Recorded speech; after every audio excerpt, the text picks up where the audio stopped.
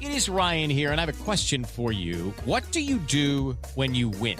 Like, are you a fist pumper, a woo-hooer, a hand clapper, a high-fiver? If you want to hone in on those winning moves, check out Chumba Casino. Choose from hundreds of social casino-style games for your chance to redeem serious cash prizes. There are new game releases weekly, plus free daily bonuses. So don't wait. Start having the most fun ever at ChumbaCasino.com. No purchase necessary. VGW Group. Void where prohibited by law. 21 plus. Terms and conditions apply.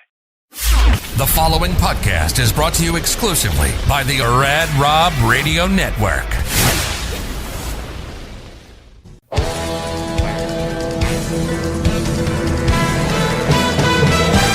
Welcome to Straight Up 5 with Johnny Petraglia Jr. This podcast is hard-hitting, in-depth, cutting-edge look into the sport of bowling. You will get unfettered access into the mind of one of the most gifted bowlers of this generation, who just happens to be the son of a living legend. So, without further ado, let's introduce you to the host of the show, Rad Rob Francois, Dr. Ocho, and the incomparable Johnny Petraglia Jr. Hey guys, welcome back to Straight Up 5 with Johnny Petraglia Jr. I'm your host, Rad Rob Francois, joined by... Hold on, we're out of order here. Hold on, I don't know what happened. Joined by my co-host, the man who wears a mask when he bowls, and a mask when he goes to bed, goes out to eat, gets a haircut. Before Fauci said we should. Yes, well ahead of the curve. And not the bowling curve, but, you know, the actual curve. He has the second largest guns on the show. He is the resident doctor of Straight Up 5. It is the one and only Mr. Dr. Ocho. Good evening, sir. Let's get into it. Already. Just get into it. I ain't got time to bleed. Wow. I see you're going to be fired up tonight. We are joined by the third man, who really is the most important man. He is the most beautiful man in the sport of bowling, and quite possibly in the entire world. He literally has the largest arms in bowling. He is the son of a living legend, but he's also a legend in his own mind. It is the one and only Johnny Petraglia Jr. What's up, JP Jr.? Thanks for the wonderful intro, as always, Rad Rob. Absolutely. Everything is going good, man. Getting ready to dive into this long-awaited discussion that Ocho's been preaching about for approximately, 2 months now? Yeah, 6 to 8 weeks. And Give you time. I'm definitely curious. I'm going to let him do as much talking as he needs to. Oh boy. Take my notes and then get some interesting feedback from all the viewers, and then we'll just kind of go from there on that topic. That's how it's going. All right. Well, before we get into that, because that's definitely going to be a hot button topic, I do want to cover the PBA Playoffs, the last of the round of 16. Johnny, what were your thoughts on what we saw this past weekend? Well, I did well on three of my 4 picks. I remember last week's show I had predicted that the Sherman TJ match would go to a roll off, but I predicted a Tommy Jones win, which is what did happen. Yeah.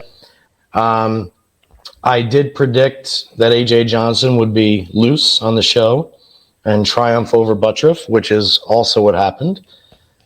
I believe I also said that EJ Tackett basically had, the ball was in his court. Whatever he decided was going to happen, which EJ was going to come to the plate. And, as we observed, I guess the TV demon still got him because he had a chance to win it with a mark and was unable to do so.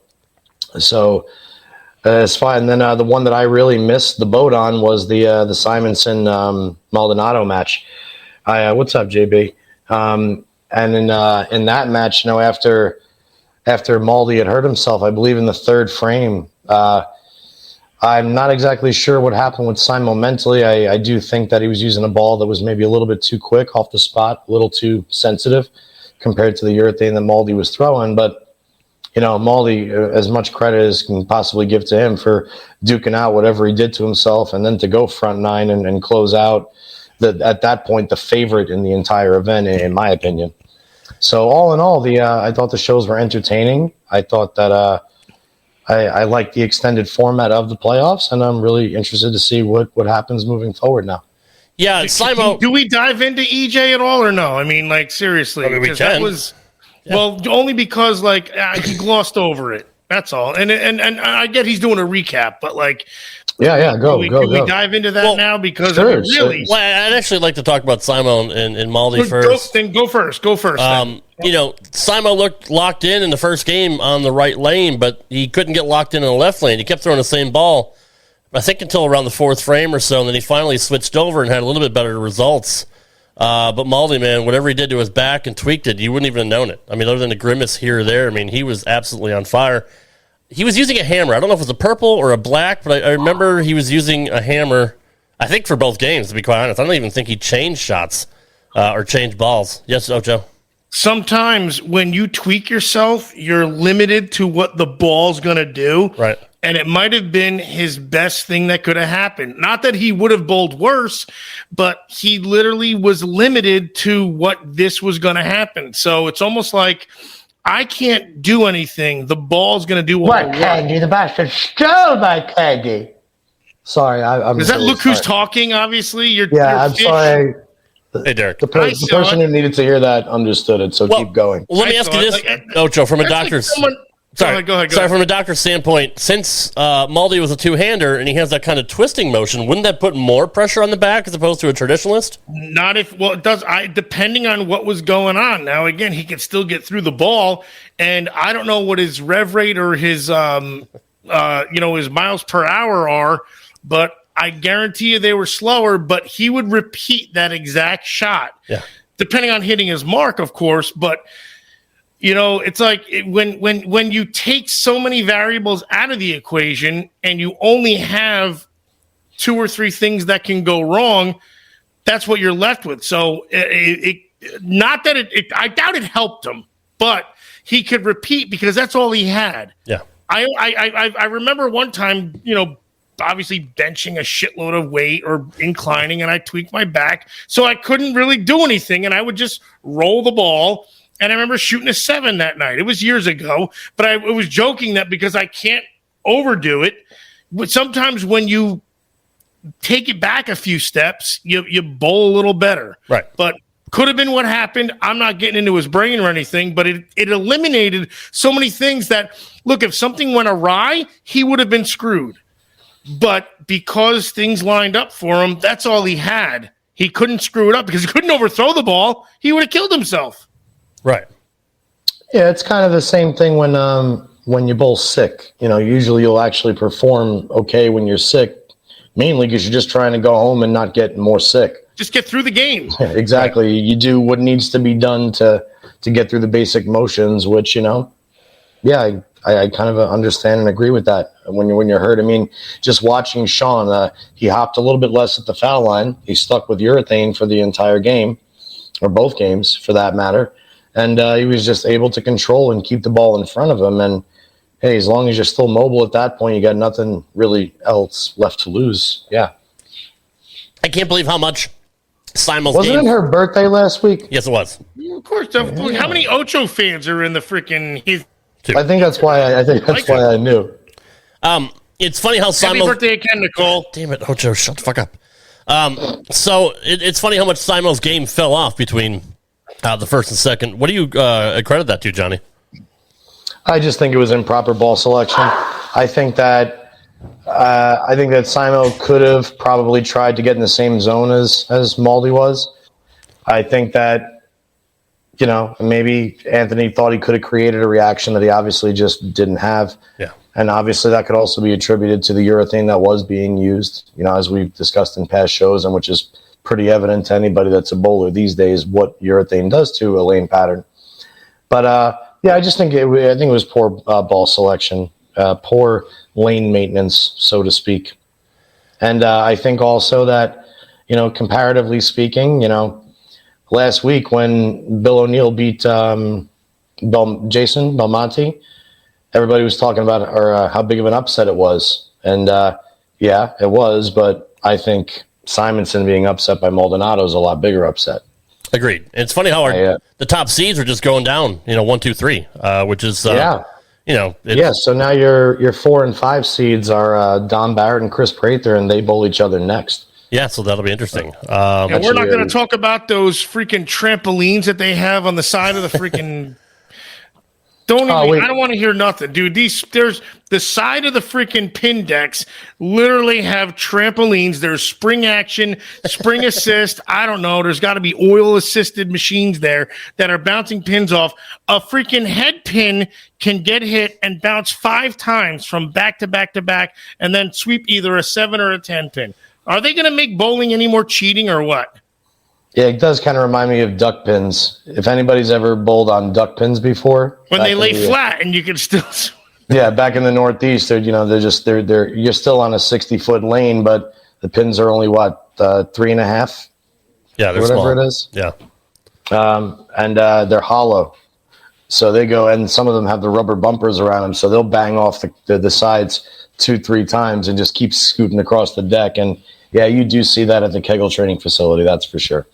That's a real thing. Oh, I thought like they did that only for this. That's like that happens there. There's some bowling alleys. There is some bowling alleys across the country that I've bowled in that, you just know walking in that you're going to strike a ton because of how good the carry is. Yeah. There's one bowling alley in Massachusetts. If Alex Aguiar is on here or somebody from the Massachusetts area, I almost want to say it's Westgate Lanes or something along the lines, but the pins just sound different in that building. And every other strike you look at in that building is a 4-pin slap and a 7 or a 6-pin slap and a 10. I mean, the pins go bananas, ape shit there. It's pretty cool to watch. And I've seen that kind of carry in a few bowling centers across. That one is just really popping up in my brain as the one that's like, oh yeah, I really remember that one. High rev rate, Johnny. How much does that play into it? Well, and on anything, man, and the higher your rev rate, and the higher your speed, the more lively the pins are going to be. And what we learned from the Bone and Zano Zone show this past week when they had Brian Voss on and Robert Smith is that Robert was talking about making his own pins, and I never knew this, but apparently you can configure the inside of the pins any way you want by what they call voids, or drilling a hole in it and putting lead into them to make them top heavy and fall easier. I didn't know that was a thing, so I learned quite a lot. It was a very, very fascinating show to listen to those two pros talk. Absolutely. So, I mean, how come all pins aren't standard across the board? I'm not 100% sure. I know that the voids are completely inconsistent, that they can go anywhere from being, the size of an 1/8-inch mill bit, or they can go as big as, the size of your hat. Right. So I know that I think there's regulations as far as where the center balance point is supposed to be. Mm-hmm. I do not know that 100%. I know that the heavy pins like that what Robert has, or what they used to use at the Hoinky, pins like that really put an emphasis on precise shot making. And that's not like the gold pro pins that were used that were only 4 ounces above, the typical 3/8. Right. We're talking like more in the 4.5 pound, range. Wait. What are you guys talking about? Apparently you didn't watch the show, Ocho. Shocker. What show? He was talking about how Robert Smith has heavy sets There's of... There's holes in the pins? On the inside, in the hard rock maple itself of the actual pin. You drill it and fill it. Being constructed, you can drill into it to make a pin heavier. Yep. Intentionally. Intentionally. Yes. By putting lead into certain parts of the pins. You drill a hole into it, you put the lead in, and you fill it. And it changes the we're not saying that they do. I mean, I won the Pinewood Derby when I was in 3rd grade because I put BBs in my car, but I didn't freaking put lead in the damn thing. I did what I was supposed to. So and you can drill holes in different spots. I just started paying attention a second ago. Well, we were just kind of talking about, we were talking about pin action, strikes and pin action, and we were talking about, if the two-handers and the guys with more revs, if there's a big difference. And we were saying that, yes, if the pins are heavier, yes, there is a difference. But if the pins themselves are heavier, there's more of an emphasis on shot making. And that was Voss's point. Yes. Was saying that he wants the game to go back to more of a precision-based game that everybody has an equal playing field on. And the pin voids, again, that's an entirely different subject. I don't even think that we need to. That's where I got lost. I was kind of like, you guys are talking about drilling holes in pins, and I was like, I just thought it was fascinating, and I thought that might play into some how pins react differently across the country. But why they're when when they were talking about Robert's heavy pins, they were talking about, getting the upper echelon bowlers that would want to compete in leagues or tournaments on those pins. Yes. But I don't think they were necessarily talking about it in the respect that the voids in the pins, because they're so inconsistent, is what's changing the game, or that anything was done like illegitimately or attempted at failure, or to change the regulations of that pin. But either way, that whole show was interesting to watch, and you can definitely check it out on their page to get more info from BV and Robert Smith. Yes, it's fascinating to listen to Brian Voss just really break everything down. And, I read, and we'll get into Taka here in a second because I know Ocho wants to talk about him, but, reading Brian's statement about how the game has changed and how two-handers have a huge advantage. I thought he was just being kind of a cranky old guy, the old guard just trying to hang on because you really couldn't get context from the written statement that he put out. But listening to BV on the show, I kind of understood where he was coming from. And Robert Smith even jumped in and said, they both want the game to be fair. They both want everyone to have a level playing field. Now, Brian talked about back in the day using a rubber ball and the oil being equal on each side from gutter to gutter. And when you throw in patterns and then the equipment changes and the equipment gets better, it's more about the equipment than it is the actual pattern on the lanes. Especially, Robert Smith kept saying over and over that, today's equipment just destroys and eats up the current oil patterns. Brian thinks that, at some point we're going to have 95% two-handers. And that's the way it's going to be. And if there are any traditionalists left, they're essentially screwed because they can't compete with the high rev guys. Voss mentioned about him doing stuff with his hand that doing hand tricks that made him be able to do more with the ball back in the 80s and 90s than others could. So that's why he had so much success. But when resin came out, he said it really changed the game. And when they added flair to the ball, it gave guys like Ocho, for example, a better chance to score higher. And then when sport bowling came out, Ocho got even better. But if you put Ocho back in the 80s and 90s, he's not going to have the same. I would have killed it back then. But Brian wants an equal playing field. So it's not like I almost thought he was pissed off at the two-handers because he couldn't do it. But I really think it's just because he's right. Kids are now learning that from, age 6 or all the way up, and eventually they're all going to be two-handed. And guys like me and Ocho, who use our thumbs and our fingers, are not going to be able to compete with those guys. Was that a fair assessment by Brian, Johnny? And do you agree with what he had to say? I've respected Brian for a long time as a bowler. I love watching him grow up. Gotten a lot of quote-unquote fatherly advice from him over the years. But I don't. I find it to be a very unevolved problem. Don't be fettered. Don't be fettered right now. I think that take all your fetters out. I mean, okay, so if 95% of bowlers are two-handed in 35 years, like what percentage of bowlers used one hand when you were born, Brian? Yeah. So eventually, as evolution progresses and times change, you have to adapt to the surroundings around you, right? So yes, I do understand why a traditionalist who is a shot maker, who is one of the best bowlers ever at manipulation of ball roll, at hitting their target, shot making, being consistent, traveling the globe, winning at every single level possible, winning titles for over a decade, 12 straight years, every credential under the sun. Yeah, I understand why he thinks that way. I would too if I was in my mid-50s and not winning anymore. And Walter Ray probably felt the same way when he decided to try two-handed. And guys like Duke say, well, I got to make sure that I kick ass at the Masters because now my best chance to compete is to beat him when the lanes are really hard. So other people are evolving with the game, and other people are trying everything under the sun to keep the game the way that it used to be. So in all of the arguments that he presented, I listened. I listened the entire time, like legit tried to listen and tried to agree with him in the respect of what he was going after.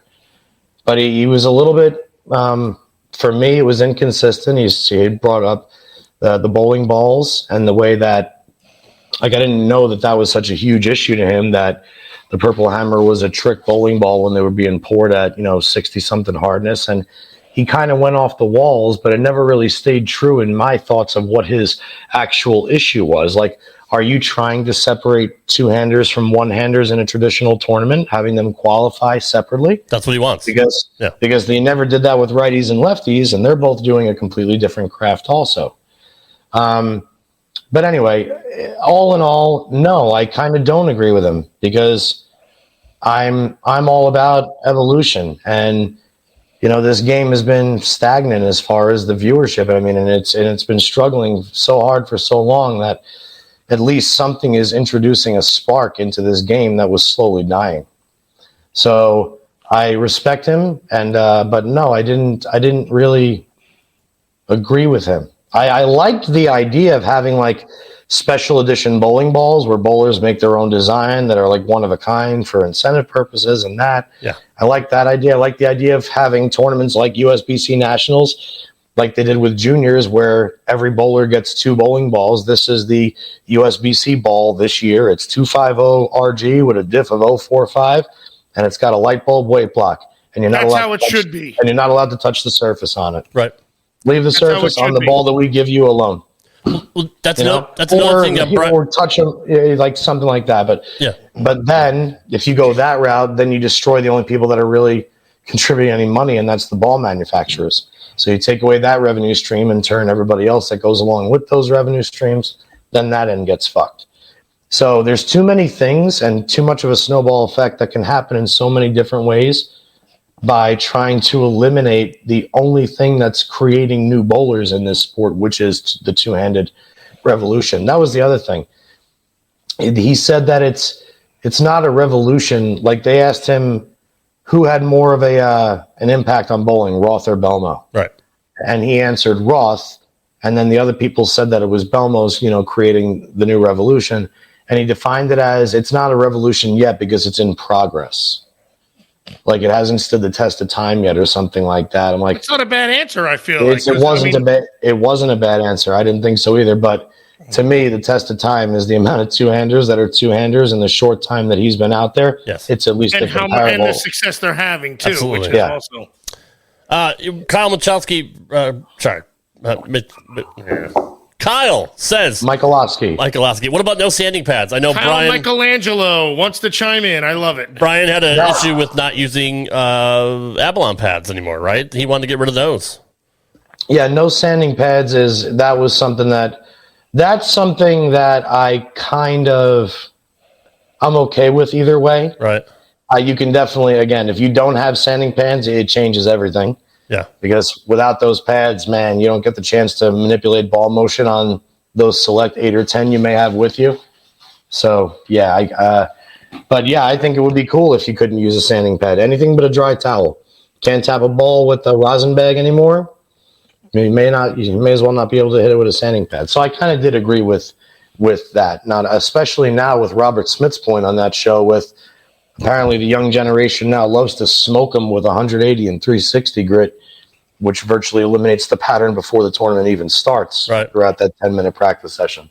So, not to mention the lane cross at that point has got to be impossible, assuming the guys on the next lane weren't doing it. Anyway, I'm rambling now. Sorry. Do you guys realize how bad you're just padding my stance right now? Like, you don't even understand it. Good. You want to get to that yet? We're almost 25 minutes in. Is it time to? Man, don't listen. This is going to be fishing in a barrel. I want to let it brew. So don't you worry. Let's let it brew for a while. Ocho wanted to talk about EJ Tackett, who obviously was unconscious. I just wanted to mention, I wanted to get your thoughts on it, because the guy, it's almost like an all or nothing thing. And then here you go. The dude needs a mark, and I'm not calling him out or anything, but it's like, here is the guy that can do it and just freaking wheels it wide. And so that's all. I just wanted to get your take on, when you're watching it and you go, oh my, there must have been an oh my God moment. Well, he was so consistent, both games. So you expected it?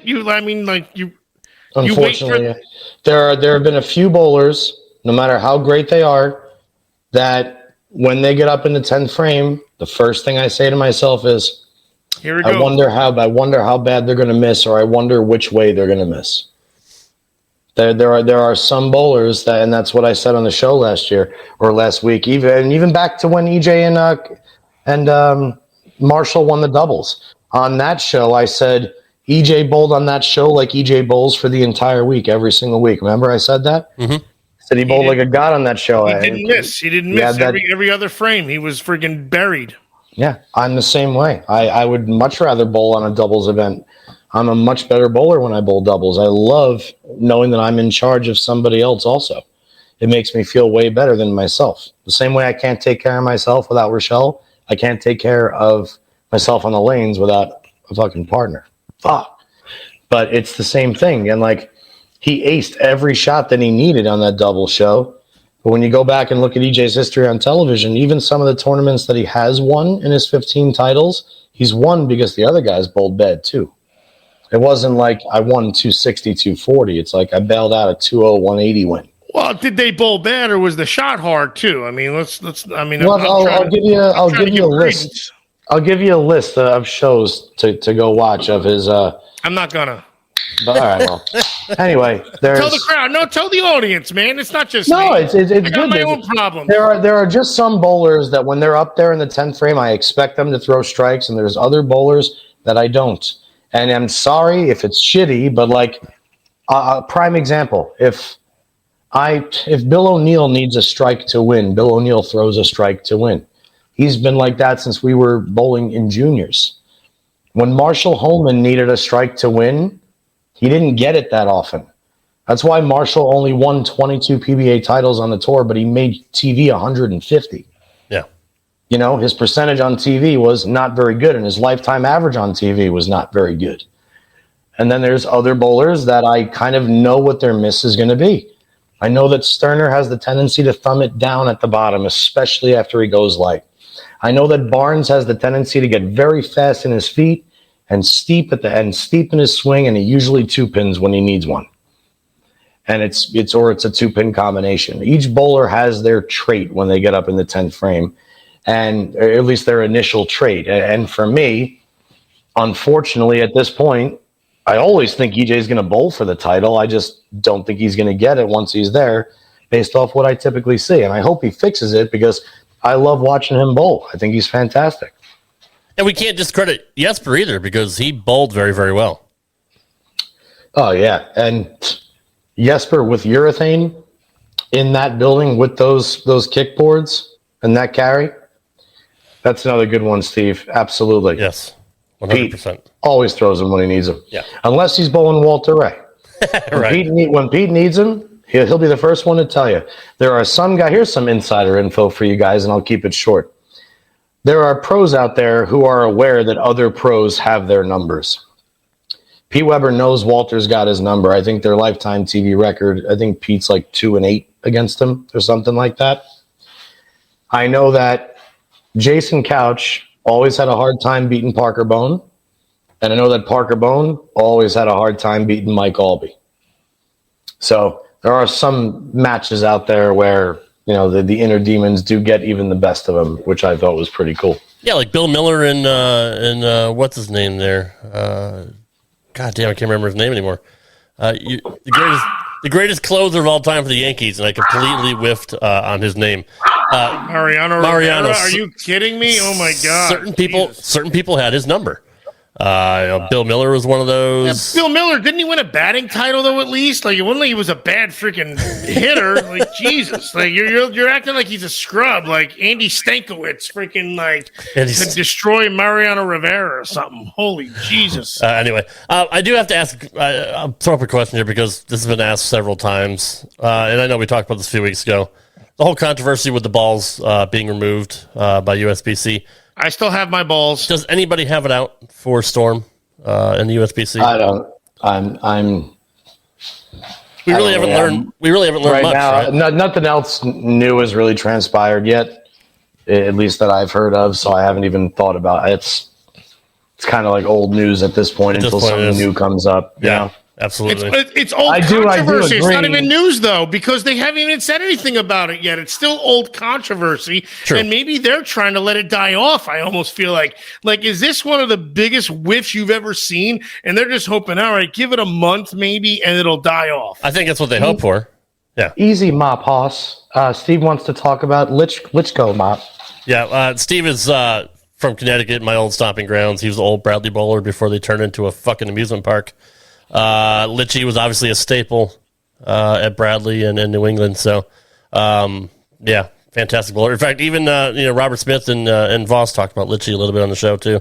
Oh man! But Did yeah, they you want to talk mention me about at all on the show? No. Did they mention Ocho? no. Once. But Litchie That's fucking is weird. clutch, man, and smooth as silk.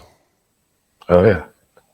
Well, was that a joke? What inside joke am I missing now? He's smooth as silk. Is that supposed to be a joke? Just do me a favor, Oates, since you don't know who it is. I don't know. Mike Lickstein is one of the best amateur bowlers ever to walk the planet. Yeah.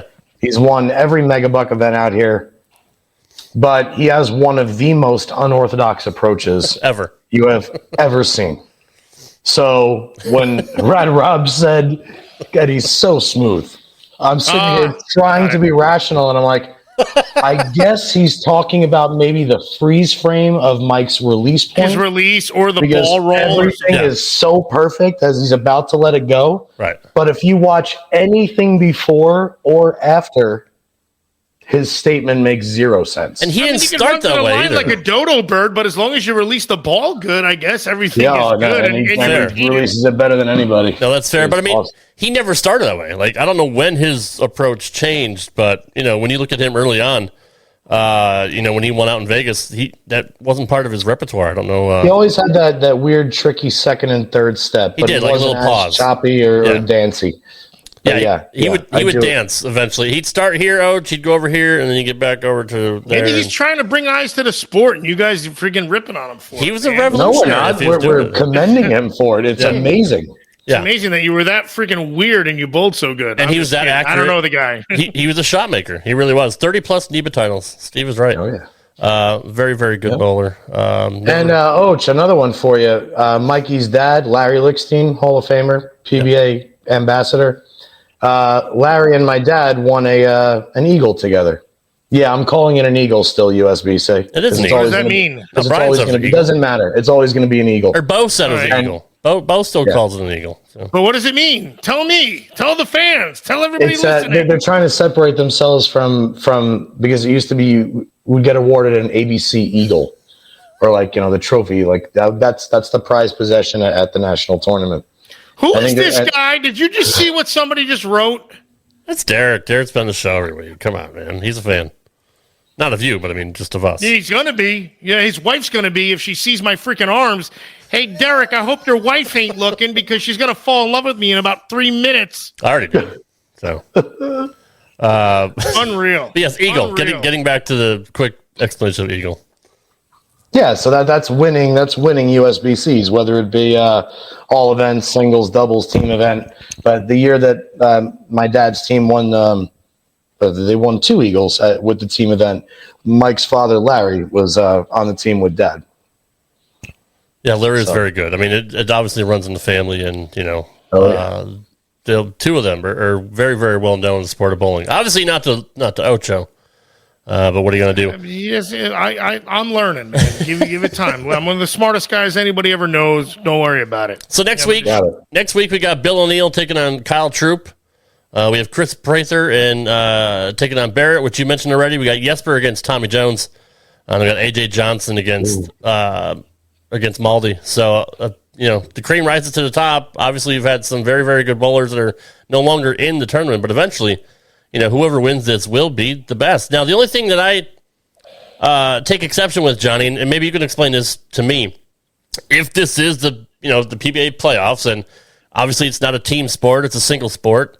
If, say, Maldy wins the whole thing, but doesn't get bowler of the year, which is worth more? The PBA champion of this year or the bowler of the year? I don't like the fact that they're 2 different things.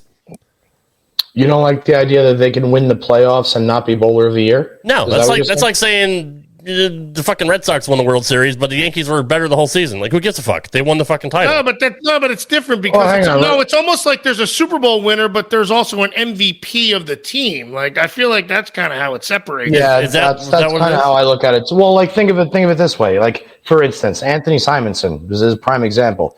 He won the U.S. Open and the Masters this year. Right. He won 2 of the 4 majors. That's like typically automatic shoe-in for player of the year if you win 2 majors in one season. Not to mention how well he did at other venues this year, right? Right. Well, he got knocked out already in the round of 16. So if Maldonado wins the playoffs, Sean Maldonado is not going to take the player of the year crown from Simonson. All right. I mean, since you explained it that way, that makes more sense to me. Yeah. You're It's the MVP of the Pro Bowl. Okay. And you happen to get $100,000 bonus if you win it. Because anybody can win 6 games or 8 games or 6 to 8, whatever it is, for the playoffs, Exactly. but they're rewarding consistency over the season. So I get that. Another thing. And truth be told, you don't even have to win that many games. You technically only have to win 1 game in a match, and then you have to win a 2-frame roll-off. True. Yeah.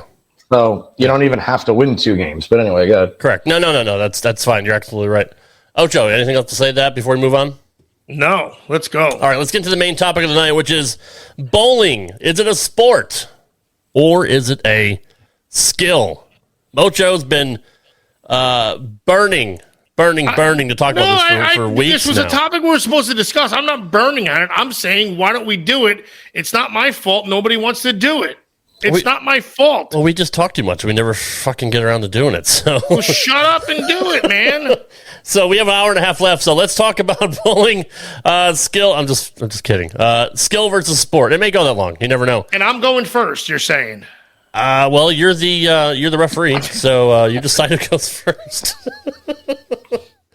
Johnny just private text us. And doesn't matter. That's pretty funny. Doesn't anyway, matter. All right. Ocho, you decide who goes first. No, I'm going to explain why. Remind me, because I'm going to mute myself. You don't have. Well, no.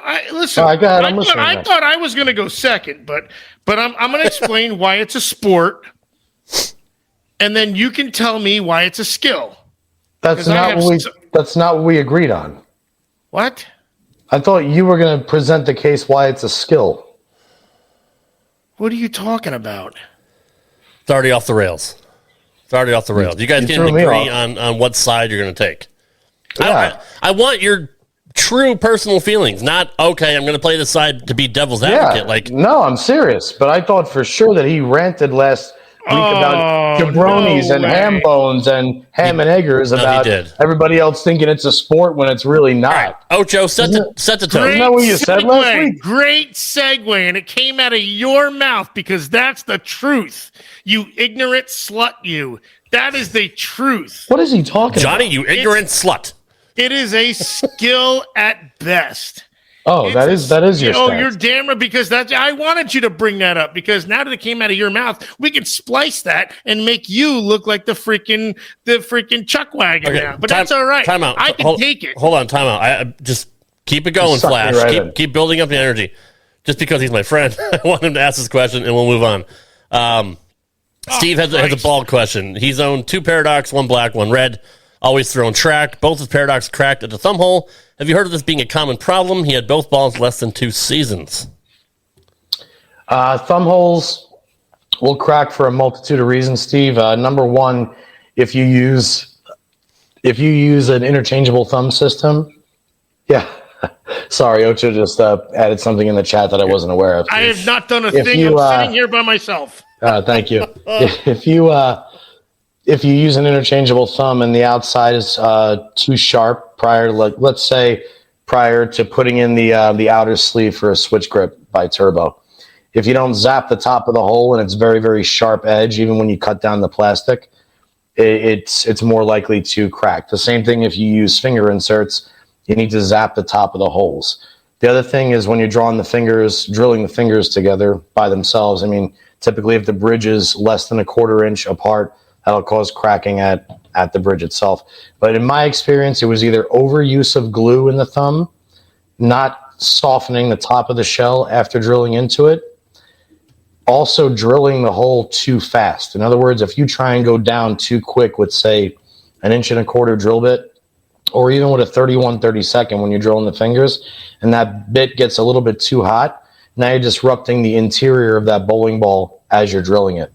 So anything like that will definitely cause it to crack. Other things, obviously, change in temperature. If the ball gets too hot or too cold, and your first few shots in warm-up are not half speed like mine, they're more likely to crack. But anything like those reasons, anything like what I just said, is typically what could cause a thumb hole to crack. So either advise your pro shop guy, hey man, do you think maybe you can, if you notice these issues, if they even do them, if he's drilling it too fast, say, hey man, can you just try and drill this thumb hole a little bit slower? I heard that if it heats up, and then they'll probably say, well, what idiot told you that? I've been doing this for 46 years. I've never had anybody. Don't listen to him. Just tell him to drill it slower. Tell him Johnny Petraglia Jr. said, give you Pepper's Farm you fucking too, suck. It seems like. Oh, yeah. And Pepper's Farm remembers, I've been drilling these holes. Here's your Milano cookies. Thank you for answering that, Johnny. So speaking of hot balls, Ocho, the stage is yours. Tell everybody what you think about the topic at hand. Is bowling a skill or a sport? And I want you to take all the feathers out of your mask and give us the real truth. Shoot on us. It's going to be bad, and I'm telling you why it's a skill, and I'm going to explain why you idiots made it a skill. Not you two idiots. There's a lot of idiots that made it a skill. I don't have any skill, so... There you go. And you fucking bowl, okay? So already chalk up one for Ocho.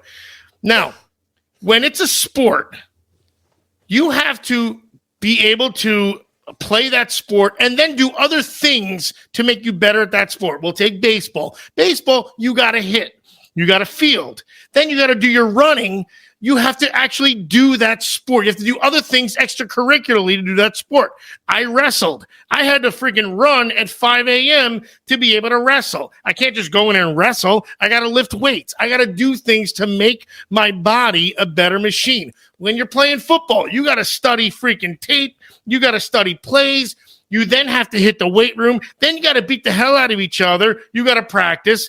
There's so much. And I don't want to hear any interruptions right now. Somebody better take notes. Somebody, one of you clown shoes, take notes.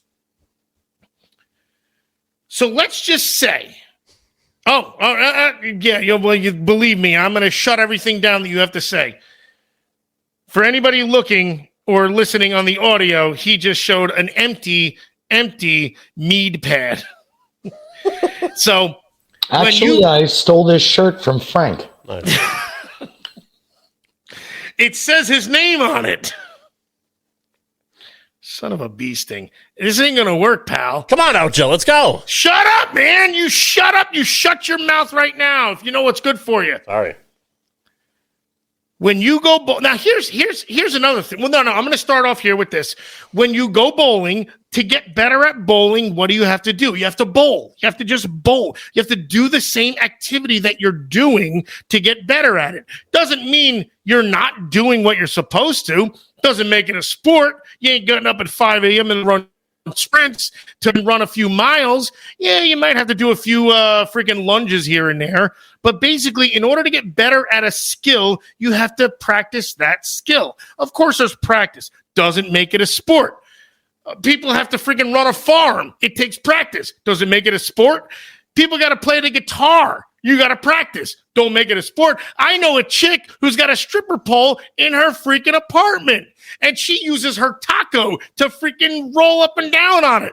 Doesn't make it a sport. It's a skill. Now hear me out. And I'm going to explain why he's not falling asleep. I'm listening. Who the fuck is Steve? I'm listening intently. Sorry. I'm listening intently. This guy's the problem, this Steve guy. Okay, now, okay, this guy, Derek, the freaking wackadoo from before, makes a point because bowling was cool. When you got guys like Johnny P, when you got Amleto, when you got Pete, you got Brian Voss, these guys were rock stars. Mark Roth, even Marshall Holman, who JP wanted to rip on earlier because he didn't win enough. We all heard him. Tacos! Sorry, Ouch.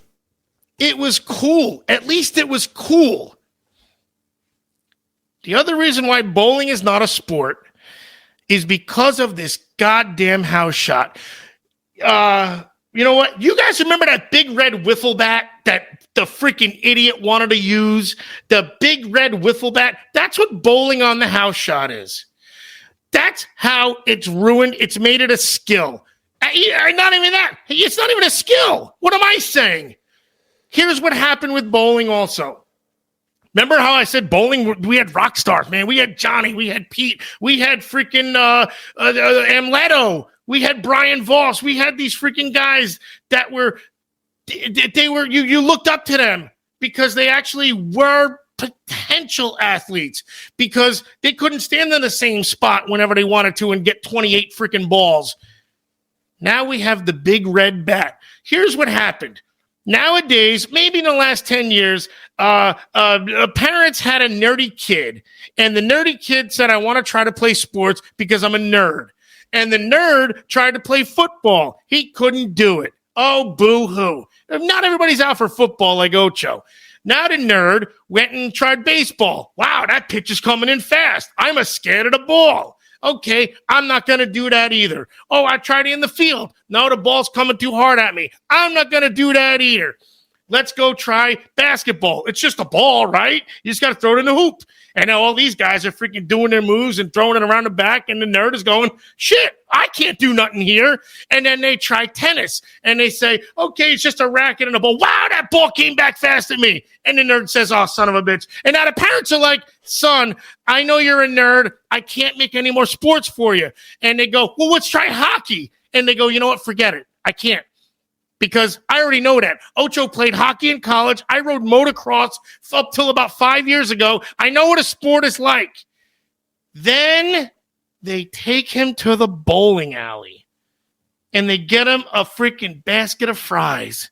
And doesn't that make that nerd feel nice? That basket of fries with the ketchup on it. Oh, it's so good. And he eats it left-handed because maybe he's smart. And then they get a ball drilled for him. And this ball that looks round has a freaking asymmetrical block in it with an oil pattern that says, hey, kick it down the lane, you're going to get a strike. And now this nerd thinks, I'm an athlete. I can throw a bowling ball with my foot down the lane, and I can make a strike. And what a disgrace. What a disgrace for the people like Johnny Sr. and Amleto and Pete and all those guys and some other people that I don't even know that bowled well. And anybody that bowled a League 300 back in 1979. And this nerd now still brings his nerd mentality. You want to know what the nerd mentality is? It's the I didn't deserve a 10-pin. It's the I shouldn't have gotten that. I should have gotten a strike. I can't stand in my spot. I want to stand in my spot with my bowling ball, and I'll get 20 other bowling balls. And if I can't stand in my spot, I don't want to play anymore. The house shot. I'm going to use me as an example, and then we're almost done. I'm not running out of breath. I got stamina for days. I got a 215 average-ish. 218, maybe. On hand-me-down equipment that the balls don't know who's throwing it. So if I got a new bowling ball, I'd be a 220 bowler. I bowl 3 games a week. I do 0 practice besides the 10 minutes prior. I throw it a 10-pin, and I throw my 6 to 8 shots, and I walk out of there better than most. I understand I'm better than most. That's okay. I get that. Now, most people aren't me. But I can't stand that a 160 bowler has a 200 average. I might be talking about me for all I know. What a disgrace. What a freaking disgrace. And I'm sick, freaking sick to you nerds that ruined this sport. Which might have been a sport and is a skill. And it's only going to be a skill because of you idiots. You stop hitting with the big red wiffle bat. grab the little freaking yellow wiffle bat and have someone throw some freaking cheese at you and be a freaking winner. Be an athlete. I'm done. I'm out. See you later. I'm done. I'll see you guys. You want me to say something or you want to go? All right, I'm back. Go ahead, Johnny. The floor is yours. The rebuttal, He's please. going now? First off, hi to Phil Cardinale and Craig Elliott. I was muted while Ocho was going on his tear there. Respectful. Understand it. Two things. First one is a question for you. Is golf a sport? Skill. Okay. At least you're consistent. Because if you'd have told me that golf was a sport, then it would have completely just shit on your entire case. It's hard. No, it's hard. They're very hard. It's All right. hard. I want to read you two definitions here. Okay. Hang on, Johnny. What? Hang on. Ocho. Is auto racing a sport? No, it's a skill. Why is it recognized as a sport? They're all recognized as sports. Bowling is not recognized as a sport, just for the record. No, I didn't even know that. Right. So I'm already It's right. not. Well, game over. Listen. Well, what do you think? All right. So listen. Sorry, Johnny. The first definition. It's a noun. The ability to do something well or own expertise. Do you know what that's the definition of? Wow, Ryan Mullins, what's up, buddy? Guess you figured out how to get back onto your Facebook page. Miss you, homie. Anyway, this definition. The ability to do something well or own expertise. What do you think that is the definition of? If it's sport, that's wrong. No, it's skill. There we go. All right, good. The definition of skill is the ability to do something well or own expertise. The definition of sport is an activity involving physical exertion and skill in which an individual or team competes against another or others for entertainment. I'm going to change that. It's going to be changed in lexicon then. Okay. I'm just That's all saying you that have? that's all I really need, right? That's all he needs, Coach. I mean, it's right there in writing. Because here's the thing is the points you're arguing, I totally understand them. It's the same as the handicap system in golf. I get it that bowling doesn't require you to be in the weight room in the off season. I didn't also realize that those were highlighted as points that make something a sport as opposed to not a sport. For instance, is UFC, is like Ultimate Fighting, is that a sport? Because to me, that's a bunch of guys who are fucking nuts. Let's just throw that out there first. Anybody that wants to get in the ring and fight anybody because they want to hurt somebody, that's fucked up to me. That's not a sport at all. That's fair. But I'm sure it requires a lot of endurance training and weight training and martial arts training. And I'm pretty sure it's recognized by the billions of fucking people that watch it and gamble on it as a sport. Is it not? Correct. Okay. I don't think that's a sport. I think boxing is technically a sport because it's somewhat controlled. People wear the same gloves.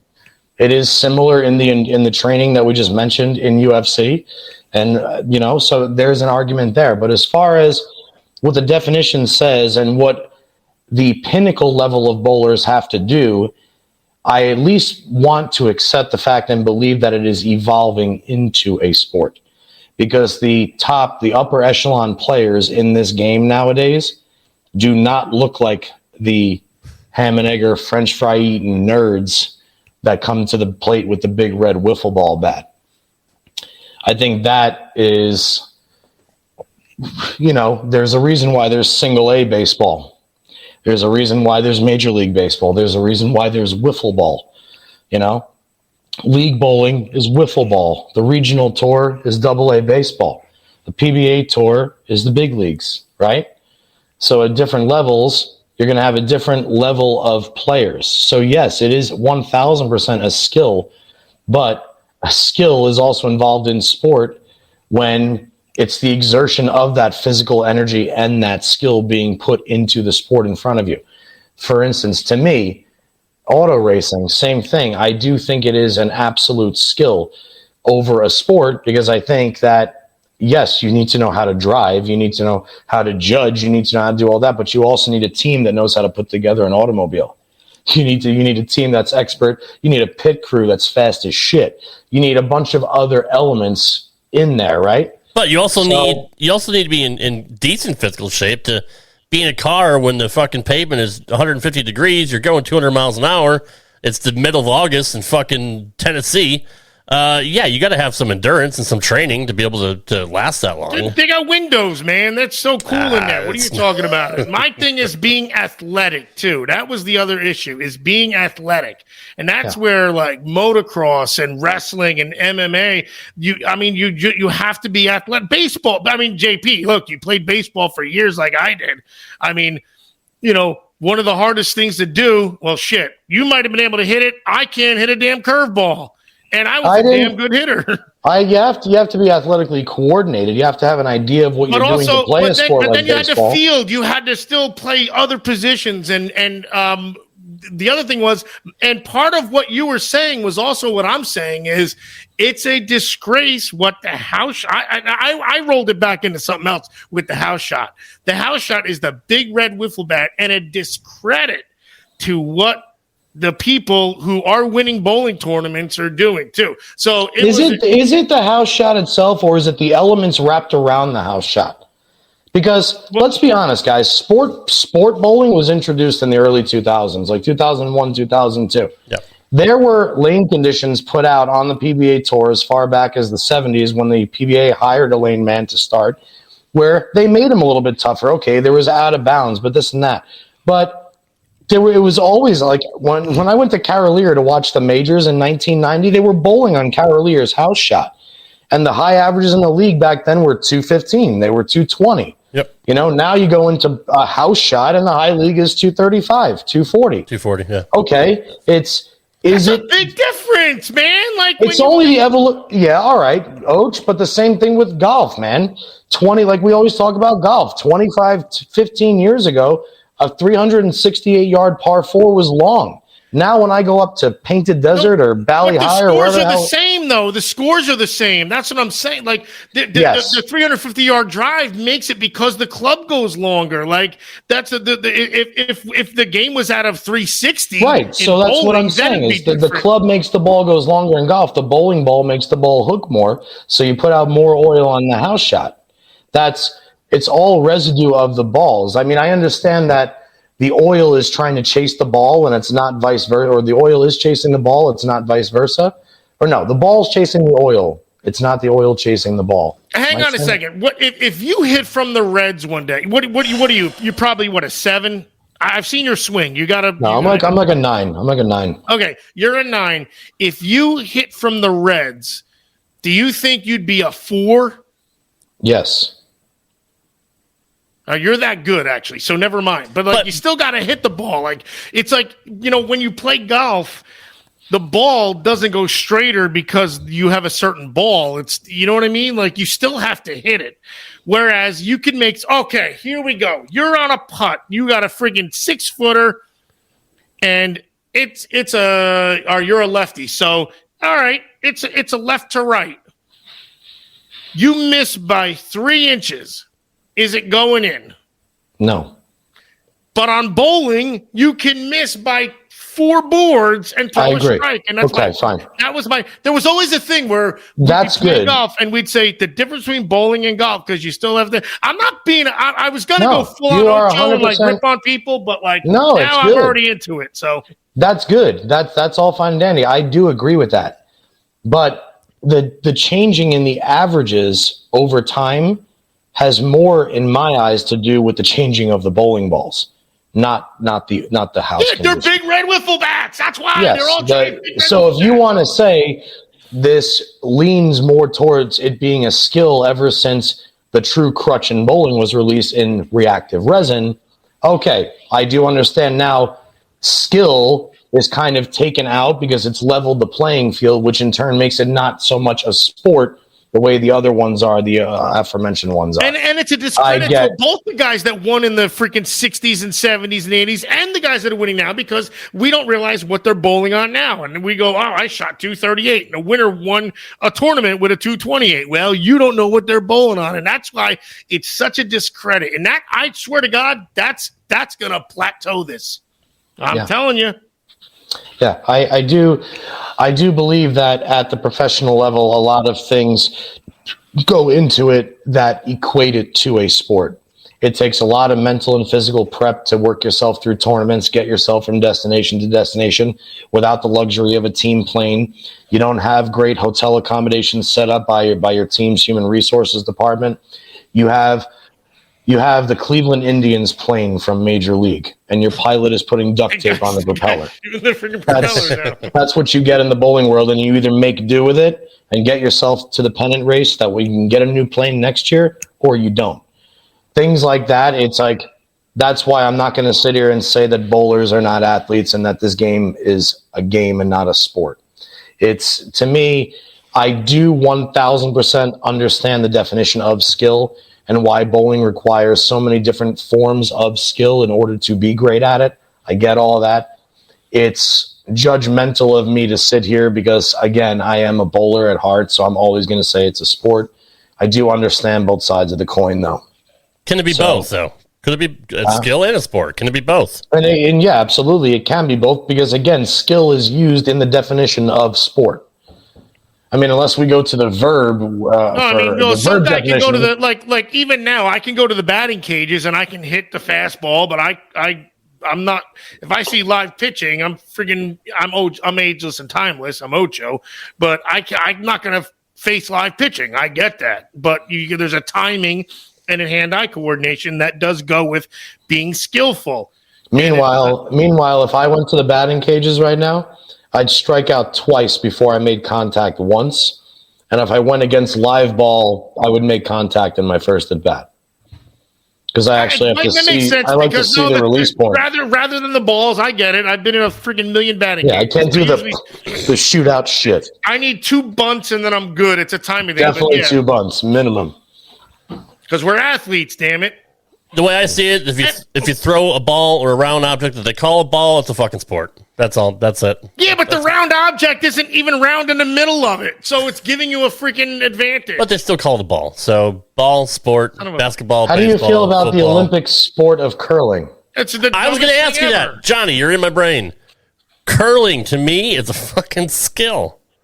Of course. Curling is like the biggest version of a skill I've ever seen. Ever. Or maybe you darts. You have to have such precision to stop that rock using those brooms on that ice. They're using brooms and freaking squeegees and whatnot. And I'm sure the ice but it doesn't look like it requires a lot of, extra time in the gym.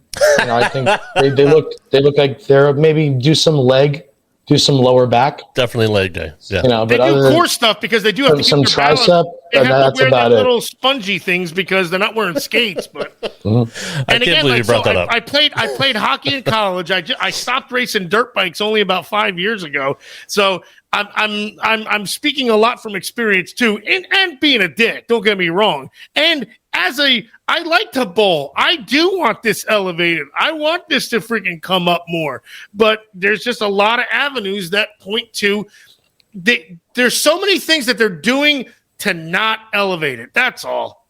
Giving everybody the big red wiffle bat, and then when they complain when they strike out, I don't need that. Johnny, let me ask you then, why traditionally has bowling never been categorized as a sport? The Olympics do not recognize it as a sport. If you want to use them as the benchmark, that's fine. But it's always been a hobby or a recreation. Bowling labeled itself that they were going to become sport bowling.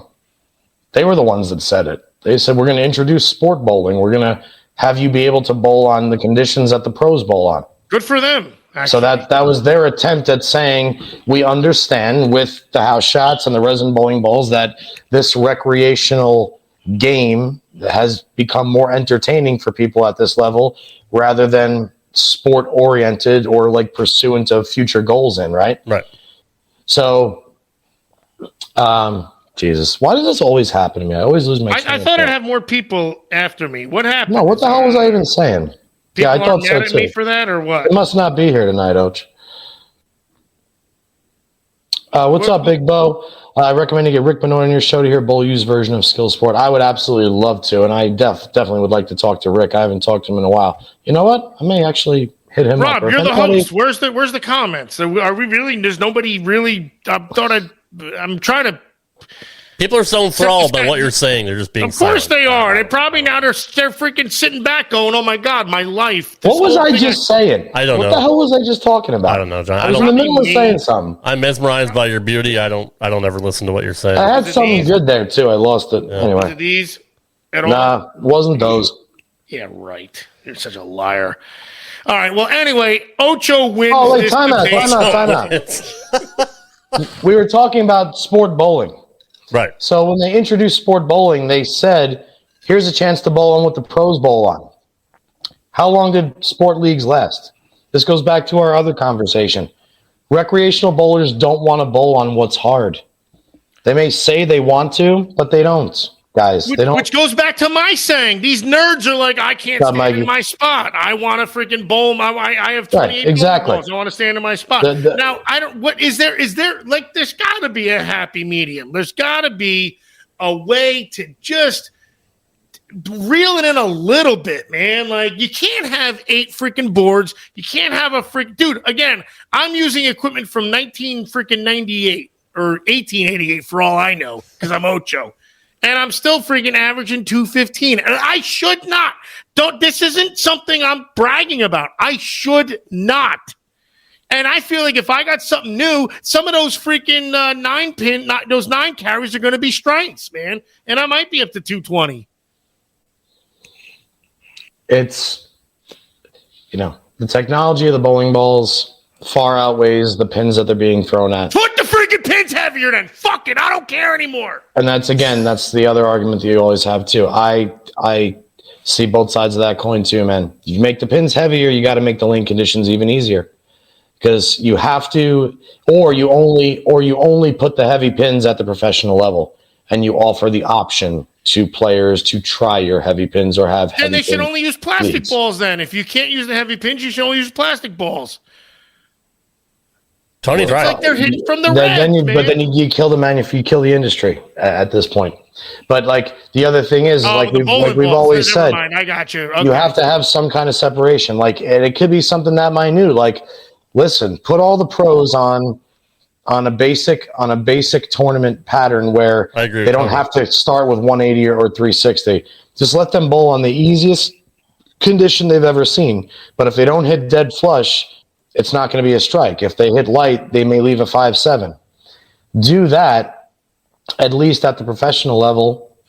And because if you do that at the recreation level and just give everybody else heavier pins, again, you're going to lose interest. How heavy are pins? Just give me the speed on that. Give me the skinny. Say that one more time. How heavy are pins? 3 pounds, 8 ounces. All right, and there's 10 of them. So if you went to 4 pounds, it's plus times 10, obviously. Mm-hmm. Is it that much of a? I don't know. I'm asking. Huge difference. Yes. Yeah. Because the way I look at ideally, you want to go to like 3 pounds, 9 ounces. I don't know. No. The gold pro pins were 3 pounds, 12 ounces. So you got to go to like, say, 3 pounds, 10 ounces? 4 pounds, 1 ounce, 4 pounds, 1 ounce, maybe 4 pounds, 2 ounces. Because let's think about this. Now, the bowling balls in 1970, I'm sure there's some physics major that can tell with the ferocity that they hit between force equals mass times acceleration. No, there's a rev. Hold on. There's revs times something equals my balls on your chin is what it equals. Now, when that happens, they hit the pins and they annihilate more. So revs make the pins flop more, right? The bowling balls that didn't have weight blocks obviously didn't hit at the same force. It's got to be force equals mass times acceleration. Acceleration must be the rev rate. So we'll take the speed and the rev rate, and now you still got the 16-pound or 15-pound bowling ball, but with the revs at 500 rather than 120 than they were, and with the speed that they're diving in. Remember with that, because now the angles are different, right? Like, I mean, they used to go straight. the ball would hook a board, and Mike Durbin would go, man, that ball hooked out of the house. Now the ball comes gutter to gutter, over to one gutter, into another gutter, 2 lanes over, comes back, hits the pocket, and they're like, holy shit, the pins are annihilated. 5 messengers hit across the freaking whatever them springboards are, another cheating trampoline gimmick. Yeah. And so there's got to be a measurement. I swear to God, some physics major can do this. I probably can. And they can figure that out, because if you even out what the bowling balls are hitting at to what the pins used to be with the old bowling balls, maybe you can at least flatten out the big red wiffle bat, man. Give them one of the regular wiffle bats, not the thin one, but maybe the old black one. Yeah, but again, you just always have to keep in mind that even though a person is smart, people are dumb collectively, right? So the minute that a collection of people, and we're talking less than 2 million members now. So think about that. But why is that? I'm getting there, for fuck's sake. Right. Hang on a second. So of those less than 2 million members, stop flexing on me, bro. You don't want it tonight. No, you don't. You don't want it. No. You don't want it tonight. My bad. Of the less than 2 million members that are left, how many of those however many it is now, how many of those people actually watch PBA bowling at the pinnacle level of the sports / skill? I mean, because like the biggest crowds I've seen in the last 4 or 5 years is, other than arena venues, if they've been any in the last 4 or 5 years, was at Riviera at the TSA. But they don't field a lot of people in the crowds. Let's say the most they get for any TV show recently is maybe a couple thousand people. We'll call it 2,000 people, right? Eric, I'll get back to you because I don't want to lose another fucking thought, because I keep losing them every time he puts these comments up. That's because I'm really no, don't talk, coach, because then you make it worse. See what's happening in my brain right now? I took my seven. No, we're on the attendance. Stop, I'm losing it. Stop talking. No, I'm getting you back to where you were. The PB, where the events, the arenas, the attendance, and how many people are watching. So now. Let's take that bet. Let's take that number. I hate you. I hate you. Holy shit! What the hell was that? Of those people that already don't watch professional bowling on TV, or at least watch enough to want to go to the show, if you tell those 1.6 million people, the majority of which average right around 190, hey, guys, guess what? This year, you have no chance of averaging within 10 pins of what you averaged last year. And I'm going to tell you what that feels like on my level. I've been struggling my ass off at South Point this year. I closed out the year 234 last year. I'm only 222 on Tuesday, and I'm grinding my fucking ass off every week, man. I have no idea what my ball is going to do. And that's with me bowling well the last 2 weeks since I told you I was in a slump. That 12 pins to me, okay, at least at my level, I'm like, dude, I got to figure out something. Like, this is the worst I've ever been bowling. That's my mindset. If I was a regular person averaging 192.0, going and banging my head there every week, trying to shoot 60 under every week, and I'm averaging 180, I'm not bowling in your stupid fucking bowling alley next year, bro. I'm going up the road to another bowling alley where I throw more strikes at, or where they use pins that I could actually knock down. That's collectively what people do. And right there, you lose at least 50% of your sanctioned league bowlers. So that's the catch-22 about the entire situation. And you just proved my point. I'm proved. This is way different than talking skill or sports. No.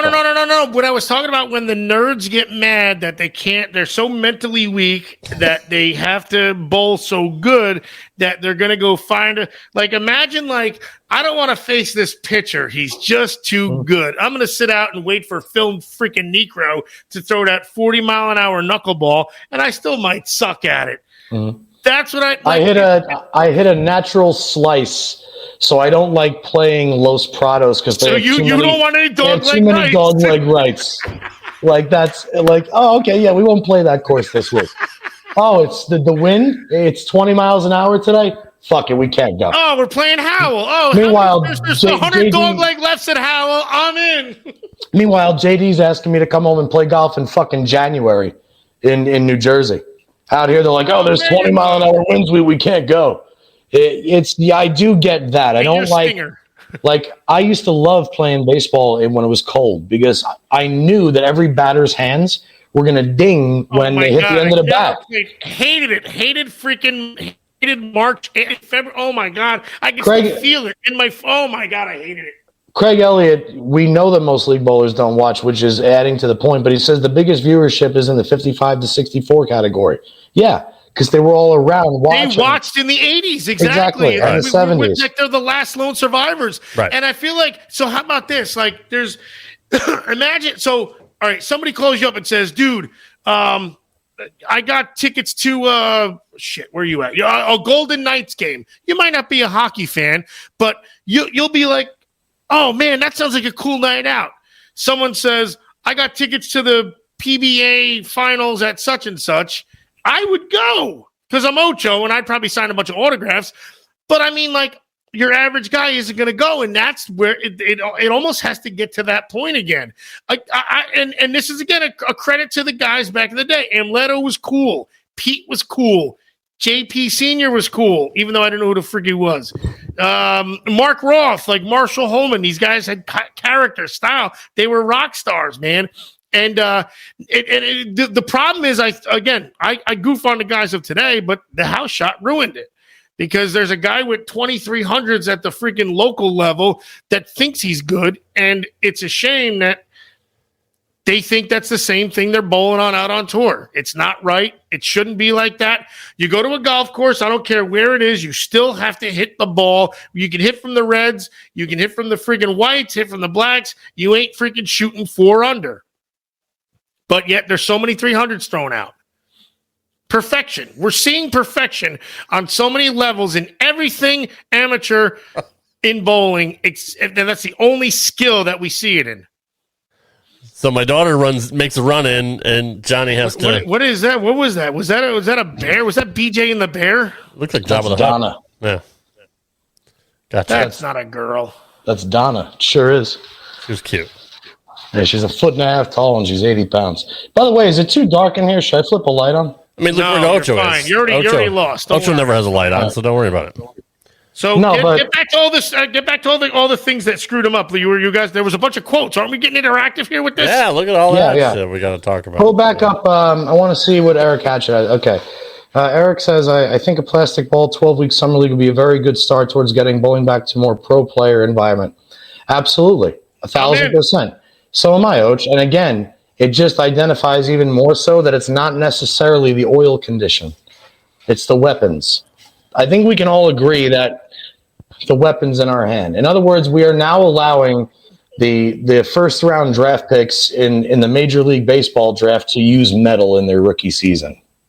Like that's that minute change that needs to happen. And you simply can do it by, again, what Voss said, just take the engine out of the ball, man. Take the cores out. Yep. You can still have different resins. You can have urethanes. You can have this. You can have that. But get the engines out of there. I gotta watch this show. No, you have to watch it. And Johnny, just kind of break down, because what Voss said about the core was fascinating. Like, like a 1/1000th of an inch or some shit. Like changes. I tell my girl that every night. And changes like, the way the ball hits. A big difference. Drastically. Like this, the weight blocks inside got heavier, so obviously they're going to hit harder. The way they've manipulated the inside of the ball is probably more important than what the cover stock or the surface of the ball. But that also goes goes with what I was saying before about how they could never measure, like when they figured out bowling, how to get a strike at the 1-2 or the 1-3 pocket, right? Yes. But they didn't know angles were going to come in or revs or anything like that. So correct. I mean, the way I see it is like the power that they're hitting has to be measured, and I feel like they can balance it out that way because I'm a lot smarter than most of you idiots. So remember that. I can't believe this guy's here. Mike Val's in the house. Shout out to Mike Val, co-host of The Bone and Zano's show. Mike's right. Why are we giving him a shout out? What are we doing? Because their show is fucking fantastic. We like him. Yes, and he's like friend. But he's right. Thanks, Lou. Everybody loves the rubber ball, man. Maybe I should take this as a sign. Maybe I should take the rubber ball out of retirement and go on tour. If Ocho used the rubber ball, you wouldn't be having a kid on the way. So I mean, if you have one, throw it on your. I mean, I'm not kidding. It's like you ever grab an old pair of golf clubs and be like, let me see. I remember I had these Mizuno MX80s, and I was like, man, I've had these for 20 years. Well, let me hit the ping zings. I had it for 30 years. I'm lying all about that. I didn't play golf for that long. Everything I said is a lie. When did I know. Ping zings? Doesn't matter. But I had ping zings. I had Mizuno MX-20s. And then I got my new freaking TaylorMades 10 years ago. Still an athlete. And they all did the same fucking shit. And it's not the arrow sometimes. Not sometimes. It's the Indian, man. It's the Indian. You can pull back this freaking beautiful arrow that you think is going to be the best thing ever. Boink. Oh, it's a deep burn. And then yet you got the wrong freaking arrow. You think it's the arrow. No, it's you, man. You hit the wrong spot. It ain't the arrow. It's the Indian. I don't think you can say that anymore, by the way, Ouch, but that's fine. It ain't the arrow. It's the commander. No, you mean it ain't the arrow. It's the guardian. Yeah. The guardian. Ah, Jesus. Yeah. Oh. Maybe it's the Washington football team. Is there anything else we want to cover on this sport versus skill? Dude, there's so many comments I'm looking at now. What's going on here? Honestly, what it all boils down to is, I think throughout the sport versus skill argument, I think it's very safe to say that they're kind of one and one. You need exceptional skill to perform in anything that requires you to beat the best in the world at anything, whether it be driving a race car. I mean, I know playing a guitar is not a sport, but it's certainly a skill. And if you can do it better than everybody else around you, you can be more prestigious, make more money, and have a hell of a lot more fans, right? So same thing in golf. Anything that you pursue and your main goal in life is to live happy, prosperously, and doing everything you enjoy doing to get through life, to me, skill, sport, whatever you want to call it. That's kind of where my stance is on it. I'll always consider it a sport the same way I considered baseball a sport, the same way I consider football a sport, and pretty much everything. I consider them, even though they are skill-based things, it does, by definition anyway. But so I think we can agree that we both had solid points, but you were wrong. Which is, I feel. I mean, if you really want to get that technical, you were, because skill is written in the definition of sport. So if you really wanted to go by this is what the law says, this is what's written, this is what's actually written. Listen, just because Webster, the guy, it also in the TV, says just because as a verb, Emmanuel Lewis said it, that doesn't mean it's true. It also says to wear or display as a verb. For instance, he was sporting a really good-looking gold mask on my freaking biceps, man. Yeah, I'm spoiling. I don't have weight blocks in here either. They're just legit. They ain't plastic. It's good work, man. I got about 20 minutes left. I just sent Mike Val. Mike, if you're still here in the chat, I sent you a link because I really want to hear your opinion. I want somebody. Oh, no. We need a tiebreaker. We need a third man. Can you guys hear all of my dogs right now? I can hear some dogs, but I don't know if it's all of them. Yeah, sure, they're your dogs. Just my girl. Mike, if you can get on, we need another person to decide. You know what he's gonna say? He's a freaking. No, I don't know what he's gonna say. Johnny, you're muted. Unmute. No, I was talking to them, letting them know it's okay to come in, and I was telling the dogs to. Okay, gotcha. Shut your mouth. There he is. Joining us now is the co-host of the Bone and Zano Zone podcast. Couldn't help himself. The one and only. No, I invited him. Mike Val. Mike, I need an unbiased opinion here. Unbiased? Why would you just say unbiased? Shut the fuck up, Ouch. So I need a tiebreaker here, Mike. Is bowling a skill or a sport? We got 15 minutes. Jesus, 15 minutes. You can eat freaking 10 subs. Are you kidding me? It depends.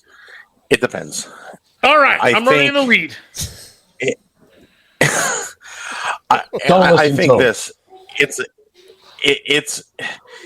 a sport at a certain level, but it's also an activity at the recreational level. And I think the recreational guys have no clue how to make it a sport. They don't know. And like you guys said earlier, there's so many ways to bring it back to credibility. And like Voss said it last night, I watched a guy this week bowl 879, set a house record back in Jersey. And I watched him about a month and a half ago bowl 150 under on a sport pattern. So where is the difference there? Like, what's the difference? Yeah, he still throws it for 879, but If you play a professional golf course, and you're a 5 or 6 handicap, you're not going to shoot a 170. Like, that's what I mean. Like, you're not gonna shoot freaking 100 over. So, like, that's what I'm saying. Like, it's such a differential of like a guy shoots only what'd you say, 870 something? 879. 879. He missed freaking once. Right. And yet, that's like shooting even par for, let's say, for a round on a professional golf course. Let's say it's not going to happen. It's not going to happen. And it's like perfection is so easy to get to. I talked to Johnny the other day, and he had a great idea. I don't know if you mentioned this or not. Can you guys hear me, by the way? Yes. Okay, good. Keep going. If you go bowl the Nationals, I love the idea that John had. So, and Gary Beck does this perfectly. He's done this perfectly. So let's just say it's $230 bowl the Nationals. You add $100 entry fee. So it's $330 to bowl. When you enter the USBCs, the USBC sends you a ball, whatever it is. It doesn't matter who makes the ball, what brand it is, but every entrant gets the same ball. And you can do whatever you want to it, but everybody gets the same piece. So there's no advantage across the field. That's how. And honestly, that's how Beck does it with the Teen Masters. And I think, Johnny, you're familiar with that. So I am. Mm-hmm. You do that. But then if you watch last night, what Voss and Robert said, eliminate the surface changes. Yes. And that really makes it, and I never really thought of this. When Brian Voss said it last night, if you have to use a pad to make your ball react, you stink. And that's basically what he said. It's the truth. And if you watch guys at the Masters, like Robert did, they're hitting it with 360 grit, and they're just imploding the pattern by game one. That just kills your lanes. So make it fair that way, where everybody gets the same piece, and you have to manipulate the ball and the pattern by using this. Mike, we did a show with Johnny Sr., and we were doing a watch-along about his 300. And before we were talking, so he had said that and again, this is, I guess, 1970, whatever, 1980, whatever. He said he wouldn't change bowling balls because his athletic ability led him to, he knew he could do more with changing a hand position to manipulate the ball or move a board rather than change the ball. And I feel like that also makes it a little more athletic because then there's adaptability rather than trying to find that piece of equipment. I keep saying to Big Red Wiffle Bat, because you want to stand in your spot, grab the same ball. And I thought that was so profound, and it should get more traction too, because like he's like, I'm just going to, wow. Yeah, I got sidetracked. I'm telling you. And, he's saying like he's running wild. I'll move my, I'll turn my hand to the side of it to make it go longer. I don't even know if that does that, but you know what I mean? Because Johnny Sr. knowing that, then rather than just grabbing the same different rock, standing in the same spot, and then hoping it does the same thing. So that's where you're at, and I'm all for it. I think that adds a credence of athletic ability to it. The difference is John Sr. knows how to bowl. If you really look at it, what's the percentage of people today that know how to bowl? And Johnny and I grew up in a different era. We bowled juniors together for years. We know how to bowl. The kids that come up now, their problem is this. My ball doesn't hook enough, or my ball hooks too much. Instead of tricking it with the hand, they go right to urethane. That's their move. They don't know how to have game B, C, D, and E. Johnny and I, when we learned how to bowl, we cut our teeth with an A game, but we also knew if we couldn't find it, we knew how to find it or get close to finding it. So we would grind out 180 to 190 on a bad game.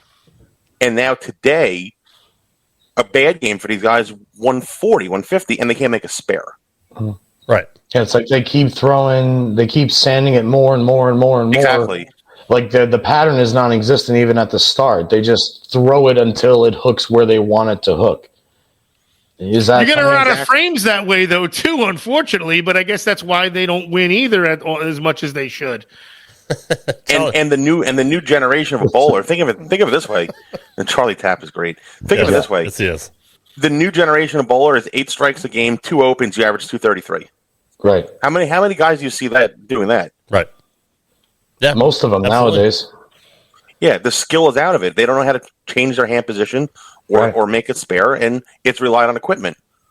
It is. I think Robert said that I think it was Robert that said that they just want to grab their ball and stand where they want to stand, and they're not playing the changes of the lanes where he's looking at topography, he's looking at the way the oil breaks down and how he can get ahead of it, whereas the kids are just grabbing their stuff and standing where they want and not making the adjustments and just making it work. If you ask 20 people between the ages of 18 and 24 and said to them, what is topography? I guarantee you not one person would have a clue what that word means. Right. You could also ask them what are titties, and they wouldn't know either, because these guys are freaking nerds, man. This is what's bullshit about it. The bell. Sorry. The bell. There we go. All right. No, absolutely, you're absolutely right. Well, I'm not wrong. He's not. No, you're wrong. not. You're not wrong. So Voss pretty much said, don't change the surface of the ball.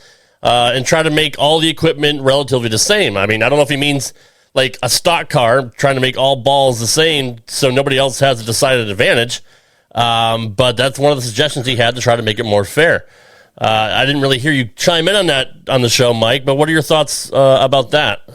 About the surface? Yeah. I totally agree with him. 100%. And it was funny. He actually told a quick little story about John's father. And I don't remember what it was word for word, but basically they tried to outlaw pads back in the 80s, I think he said. And Johnny's father goes, well, eliminate pads. Well, I have to dull this, but I can use a shiny ball or whatever it was. And your father made a great point, and I don't remember exactly what it was, John. He said something like, what's the difference between me sanding a ball and you shining a ball? Right, exactly. Yeah. Mm-hmm. And Boss kind of was like, oh, yeah, Johnny, you got that's such a great point. Yeah. It makes sense, but he also makes sense where it's these guys are relying too much on the Avalon pad to make their ball work. The ball's going to work regardless. It's so strong. Guys buy their games. That's correct, Derek. And each lane in each building has a different topography chart. So it's usually yellows, reds, and greens. And it gives you an idea of which part of the lanes are sunken in, which ones are higher, and which parts are completely level. So at some events, guys are actually, or one specific event, guys were given a pamphlet of the topography of each lane in the building. Right. So the guys basically knew they were fucked heading over certain pairs, for lack of a better way to explain it. And that blew my mind because I knew nothing about that. When I look at the lane, I'm like, it's a fucking flat surface to me. But when Robert Smith pulled up the topography chart, I think it was from the Masters, it was ridiculous. Like, it's almost like a fucking maze on the lane to where it's a bad coloring book is what it looks like. Yeah. Virtually what it does now is it just puts on paper in other words, when we've all been to that pair of lanes where we throw it really, really well. We hit exactly what we're looking at, right speed, right release at the bottom, and a righty leaves, it comes up light, and you leave it 2-8-10. Right. And a lefty leaves at 3-7-9. And we stand there at the foul line dumbfounded for like 3 seconds going, okay, I guess I'm just fucking nuts, or did that lane just decide to hook 3 boards less down lane than every other lane I've been on today? Yeah. We've all experienced that. Well, now, just like everything else, everybody has the information already, and everybody has the answer. Topography is a generational term. I'm going to say that. Never once growing up did I ever hear anybody talking about topography. No, me neither. Ever. Never fucking once, dude. The only thing we ever heard, Johnny, was like when we used to practice at Carolier all the time, right? The only thing we would ever hear in that place was the upstairs plays different than the downstairs. Yeah, the upstairs is a little bit different. The conduit underneath, the ball hits the lane, it's a little bit louder downstairs. And 3 and 4 sucked, and the carry's better downstairs. That's what you knew about Carolier. Yep. But like topography, the first person I ever heard talk about topography was Ryan Simonelli. And that was somewhere in like mid-20 teens. And I'm like, what the fuck are you talking about topography? And then Matt O'Grady loved to talk about topography and undulation on the golf course. Oh, but John, what's the one center that was always affected by topography the most? Garden State. No. How about the stadium? Oh, yes. Got it. I'm sorry. I was going back to Jersey. No. Yes. In general. But the problem is like that is not necessarily the topography of the lane all wasn't incorrect in the stadium. When the stadium was built, it originally had a monorail that traveled around the bowling stadium. I'm not sure if it connected to the Silver Legacy and other hotels like that, but whatever it did, the installation of the monorail shifted the building slightly, like just enough of fractions of an inch downward from left to right. So in other words, if you look at the topography of the stadium, the lanes are actually slanted down at just a code violation. Like you can't do that. Yeah. Like that's literally basically a building code violation. I mean, every building shifts. The ground always moves. Right, exactly. Basically, what it means is the lefties' balls are always going downhill in the stadium, and the righties are going uphill. And whenever a ball is going uphill after it hits the break point, get out. When it hits dead flush, it catches more of the 3-pin than it does the 1-3, and it goes straight back, nicks the inside of the 4, and the 4-pin goes around the 10. That happens to righties in the stadium 15 to 20% more than it does to the lefties, and you can't beat a lefty in the stadium. You never could. Never. You just can't. So that's why it's so well known how it's known as a lefty sewer. That's the term in bowling. That's a lefty sewer. The same way Ocean Lanes is just a sewer because I can bowl backwards, blindfolded between my legs and average 240 there.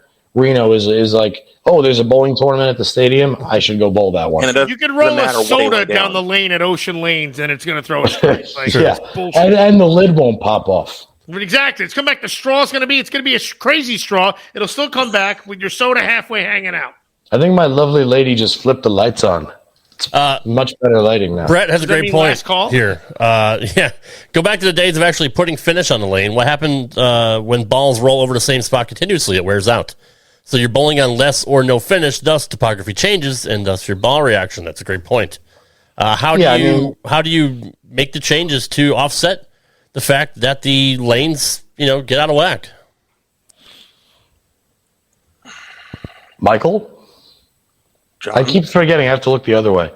I don't know, other than leveling them to the best that you can. I know that when we were at the Nerd, Anthony Simonson and I, we were leveling his lanes because he wanted to have the flattest lanes in Las Vegas. It's like one of the things that he really, really wants to do at the Nerd, right? What's the normal lifespan on a synthetic lane? I don't know that. Because on a wood lane, you kind of knew it and you just resurface them and stand them up. Yeah, Bradley would always resurface theirs every summer. That's a great question. I mean, I've taken readings and I've installed shims underneath the lane paneling of Pro Lane at Anthony's place, but I've never actually thought about it. I know that the going across with that tool that it's got to be less than, I believe, 0.060. And I think that Anthony tried to have his leveled under 0.15 or for the entire way across, which was near impossible, but we got it done. But the slope on older lane beds definitely still occurs in the same spots that it always used to. It's migrated a little bit more in these days. Now it's closer. We used to call the second arrow the track area. Track area is a little bit closer to like 12, 13, 14 now. So that part of the lane will always sit down lower, especially on the right side because of the higher traffic. Are you guys trying to make people fall asleep, or like, are we? I think this is interesting stuff to me, but I'm a bowling nerd, so I can't follow it. That's all. We're talking about a sport that you know nothing about. Yeah, that's right, Ouch. Skill that I know a little bit about.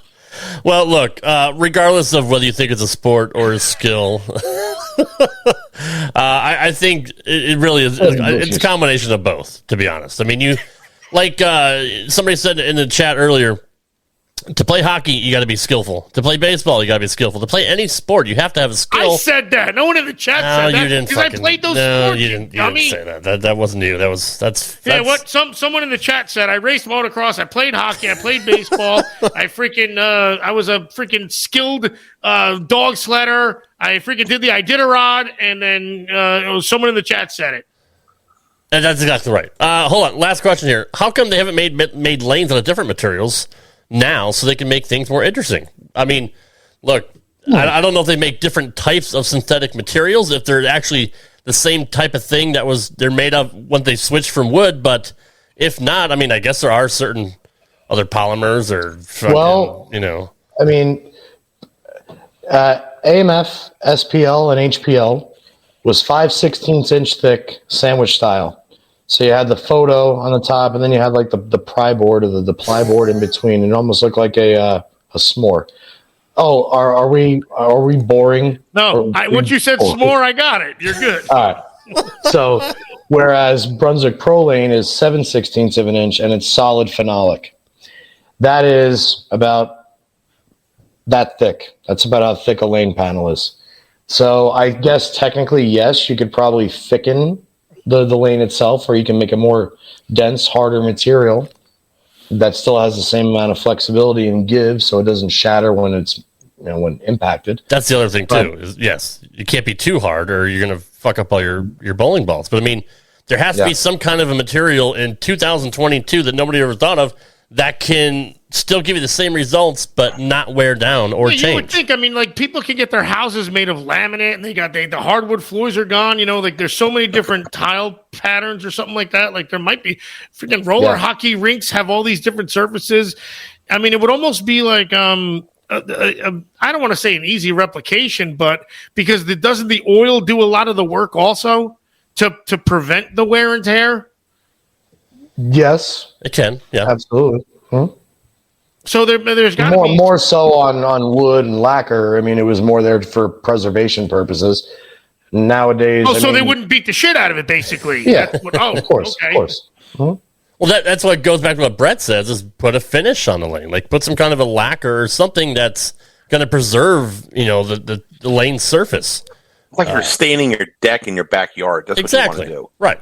That's exactly right. You got to do it every couple of years, basically. Pretty much, yes. All right, guys. Mike, I appreciate you being here, brother. I just wanted you to hop on. Plus, I missed talking to you. It's been a couple of weeks anyway.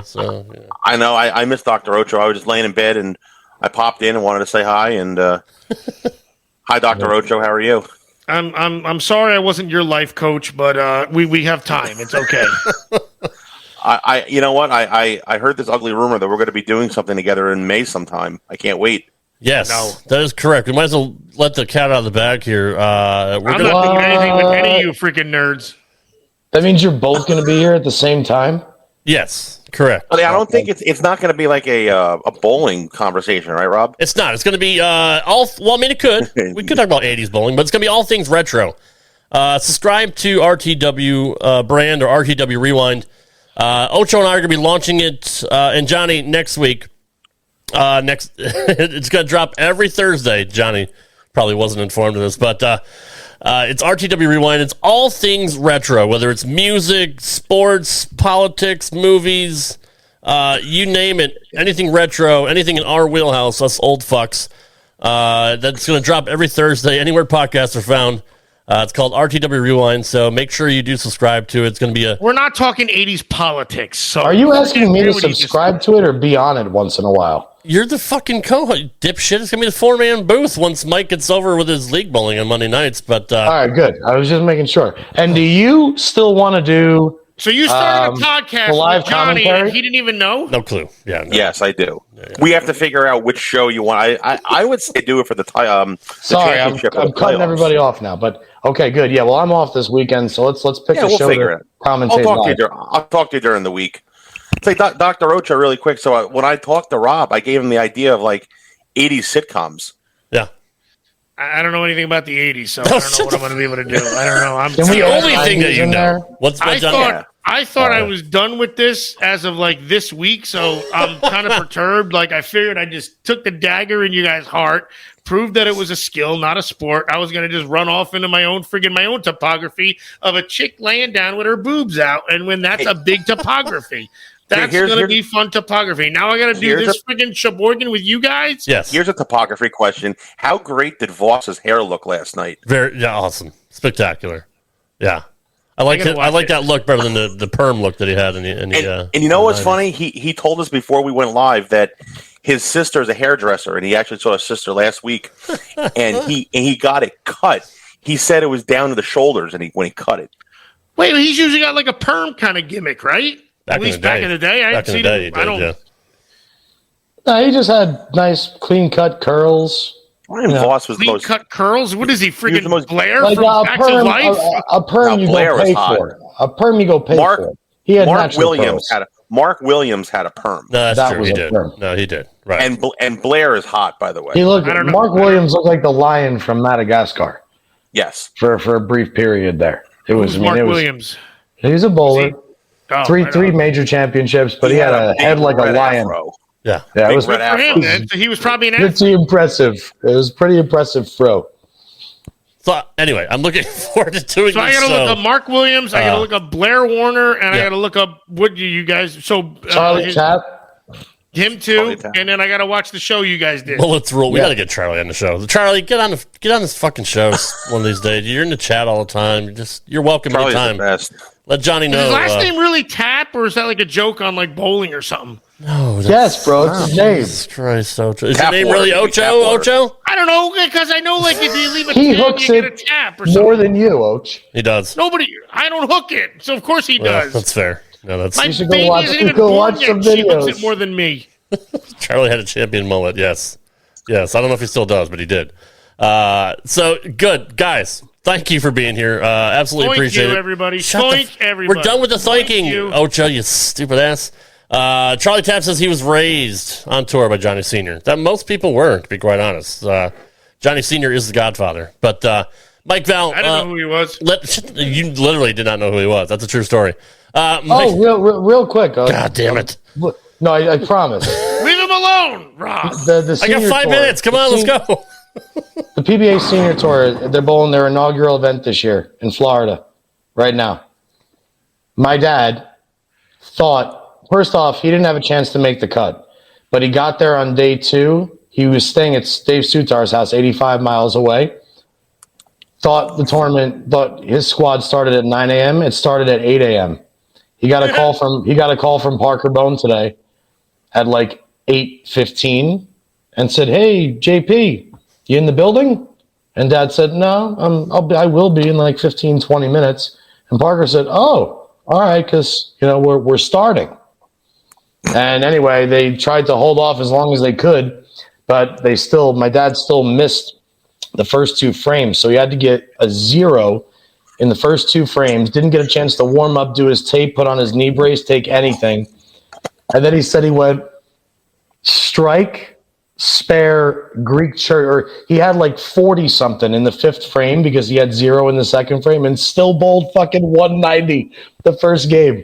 And he wound up finishing the day or the tournament at 100 over, which, the scores are astronomical, but he bowled well. And with a 0 in the 2nd frame at 75, and you can still get your ass to the foul line, fair. There should be like 2 hours of stretching and pregame and all that for somebody. Yeah. I'm not making fun of his age. It's just the fact that like 75-year-olds aren't playing football. Yeah, but let's look at. Yeah, see, there you go.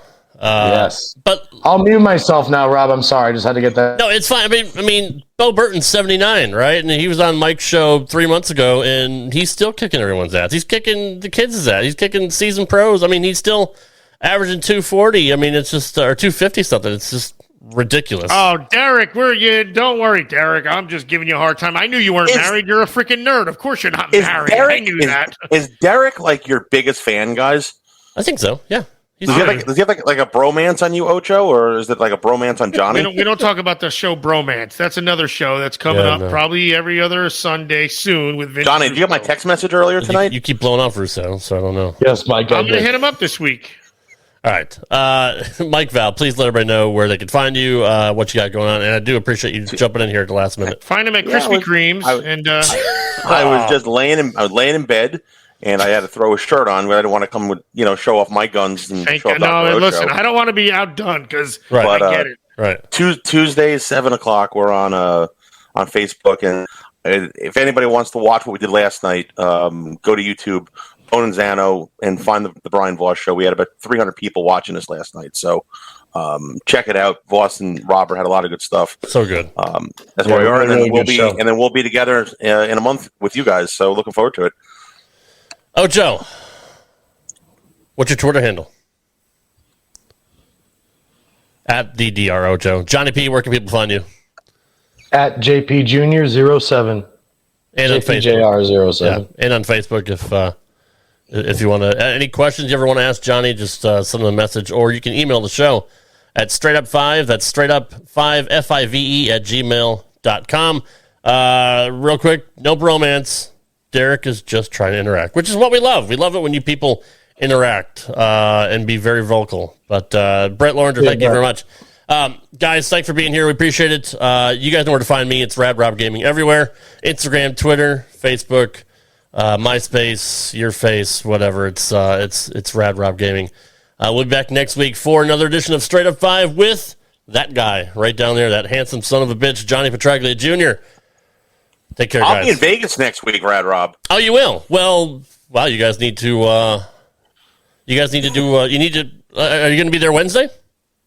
I fly home Thursday night at 11 p.m. Well, then you guys have to do, sit next to each other with the microphone. That could be dangerous, John. I like it. Let's do it. I'll be in Vegas on Monday. I'll call you when I land. Join the podcast next week then, Mike, since you're going to have nothing else to do. So, guys, we appreciate the support. We'll see you next week. Good stuff. Later. Later, guys. Thank you. Thanks for listening to Straight Up 5. If you would like to send your questions into Johnny Jr., send us an email at straightup5@gmail.com. That's straight up FIVE@gmail.com. We'll see you next time for another edition of Straight Up 5 right here on the Rad Rob Radio Network.